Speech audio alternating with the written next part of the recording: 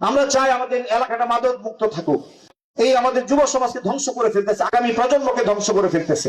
আমরা সবাইকে বলবো যার যার সন্তানের প্রতি খেয়াল রাখেন, কোথায় যায়, কার সাথে মিশে। আপনি এলাকায় জানেন কে মাদকের ব্যবসা করে, কে মাদক সেবন করে, তাকে কোনোভাবেই প্রশ্রয় দিবেন না, সে যত শক্তিশালী হোক। সমাজের চেয়ে বড় শক্তিশালী সে নয়। আমরা জনপ্রতিনিধি, আমরা প্রশাসন, আমরা এলাকাবাসী, গণ্যমান্য ব্যক্তিবর্গ, ডাক্তার, ইঞ্জিনিয়ার, শিক্ষক, ওলামায়ে কেরাম, শ্রমজীবী, খেটে খাওয়া মানুষ, আমরা ছাত্র জনতা সবাই ঐক্যবদ্ধভাবে মিলে আমরা মাদক সেবক এবং বিক্রেতাকারীকে প্রতিহত করব। আমি আগেও বলেছি, আজকেও বলি, আপনাদেরকে বলে যাই, আপনারা অতি দ্রুত সারেন্ডার করেন প্রশাসনের কাছে অথবা নেতৃবৃন্দর কাছে।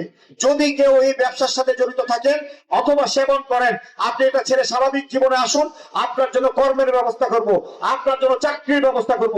কিন্তু অনৈতিক কাজ করে আমার যুব সমাজকে ধ্বংস করে আগামী প্রজন্মকে আপনি নষ্ট করবেন, এই সুযোগ আমি আমার এলাকাতে হতে দেব না। যদি কেউ দলীয় পরিচয়ও আপনি ব্যবহার করতে চান, আমি অমুক দল তুমুক দল, কোন দল টল আমার কাছে নাই। মাদকে এবং অন্যায় অত্যাচারের সাথে দলের কোন সম্পর্ক নাই। যে দলের পরিচয় ব্যবহার করে অন্যায় কাজে জড়িত হয়, সে দলকে বিতর্কিত করে, দল সেই দায়িত্ব দিবে না। আমি তাদেরকে বলে দিতে চাই, সাবধান হয়ে যান। কোনোভাবেই আমি এটা প্রশ্রয় দিব না।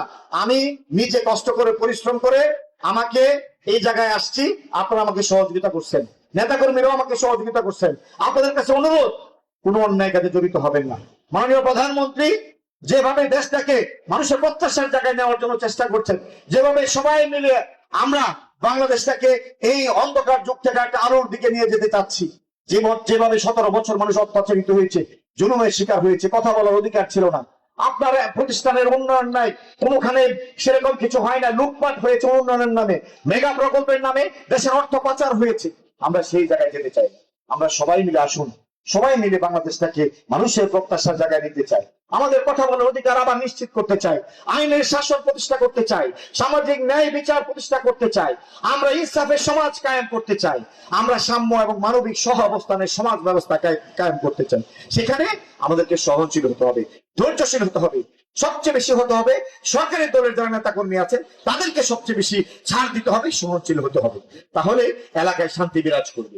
আজকে ইতিহাস থেকে শিক্ষা নিতে হবে, ইতিহাসের বাইরে আমরা কেউ নয়। সবাই যদি ধৈর্য না ধরি তাহলে ইতিহাস কিন্তু কাউকে ক্ষমা করবে না।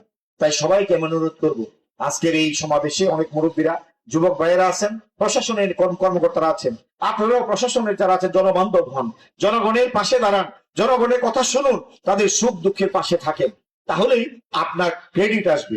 আজকে আমি একটা চেয়ারের দায়িত্ব পেয়েছি, আমি একজন পার্লামেন্ট মেম্বার হয়েছি, আমি একজন সরকারের একটি অংশ, আমি প্রতিমন্ত্রীর দায়িত্ব পেয়েছি।